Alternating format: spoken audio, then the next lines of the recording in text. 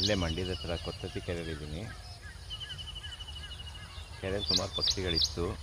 ಇವಾಗ try coloured ಮುನಿಯ ಅಥವಾ ಕರಿತಲೆ ರಾಟವಾಳ ಅಂತ ಹೇಳ್ತೀವಿ, ಆ ಪಕ್ಷಿಗಳು ಗೂಡು ಮಾಡೋಕ್ಕೆ ಹುಲ್ಲನ್ನ ಎತ್ಕೊಂಡು ಹೋಗ್ತಾ ಇದೆ ಈ ಕಡೆಯಿಂದ ಆ ಕಡೆ.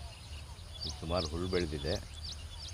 ಆ ಹುಲ್ಲಿನ ಪೊದೆ ಒಳಗೆ ಗೂಡು ಮಾಡ್ಕೊಂಡಿದ್ದಾವೆ. ಅದ್ರ ಫೋಟೋ ತೆಗಿಯೋದು ತುಂಬ ಕಷ್ಟ. ತುಂಬ ಚಿಕ್ಕ ಪಕ್ಷಿ, ತುಂಬ ವೇಗವಾಗಿ ಆರುತ್ತೆ. ಇಲ್ಲಿ ಯಾವುದೋ ಒಂದು ಕಟ್ಟೆ ಇತ್ತು, ಅದ್ರ ಮೇಲೆ ಕ್ಯಾಮ್ರಾ ಇಟ್ಬಿಟ್ಟು